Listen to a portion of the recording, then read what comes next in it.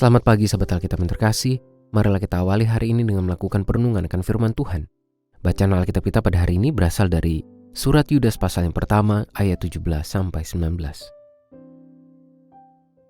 Adapun kamu saudara-saudara yang terkasih, ingatlah apa yang dahulu telah dikatakan oleh rasul-rasul Tuhan kita Yesus Kristus. Sebab mereka telah mengatakan kepada kamu, menjelang akhir zaman akan tampil pengejek-pengejek yang akan hidup menuruti hawa nafsu kefasikan mereka. Mereka adalah pemecah belah, manusia duniawi yang tidak memiliki Roh Kudus. Sahabat Alkitab, kita perlu berhati-hati terkait cara kita menjalani kehidupan sebagai umat Tuhan. Pasalnya, mengacu pada tulisan surat Yudas ini, kita telah diberikan peringatan bahwa kefasikan merupakan wujud dari manusia-manusia yang tidak hidup dalam pimpinan Roh Kudus. Artinya, sebagai umat Tuhan, kita tidak dapat semestinya menghasilkan segala bentuk sikap hidup yang membawa perselisihan dan perpecahan di berbagai ruang lingkup kehidupan di mana kita berada. Justru sebagai umat yang hidup dalam pimpinan Roh Kudus, kita idealnya menjadi agen perdamaian dan rekan kerja Tuhan untuk menghadirkan berkat-berkat-Nya. Terdapat banyak cara bagi kita untuk mengejawantahkan sikap hidup yang dipimpin oleh Roh Kudus. Tulisan dari surat Yudas ini pun semakin menambah bekal bagi kita agar mampu mewujudkan tanggung jawab iman tersebut, yakni melalui pengendalian terhadap segala bentuk hawa nafsu.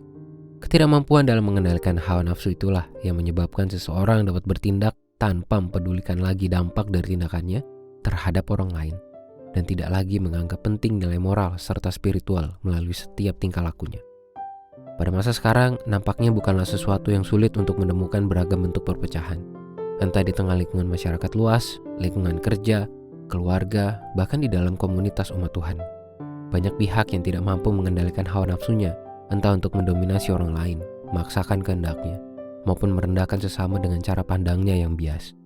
Itulah mengapa pesan firman Tuhan yang muncul dari surat Yudas ini menjadi hal yang sangat relevan untuk kita gumuli ke dalam diri sendiri.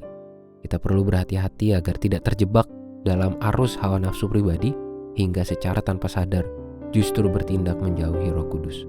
Padahal menjalani hidup tanpa Roh Kudus sungguhlah berbahaya dan berujung malapetaka yang berdampak kepada diri sendiri bahkan kepada orang lain. Marilah kita berdoa. Tuhan, kami menyerahkan hidup kami sepenuhnya untuk berada di dalam pimpinan Roh Kudus, karena kami percaya bahwa hanya dalam pimpinan Roh Kudus mula kami dapat menjalani kehidupan beriman kami secara ideal dan selalu berupaya untuk menjadi umat yang setia. Tolong kami Tuhan untuk menjadi pembawa dan pelaku damai, bukan justru menghadirkan perpecahan. Hanya dalam nama Tuhan kami Yesus Kristus kami berdoa dan menyerahkan kehidupan kami. Amin.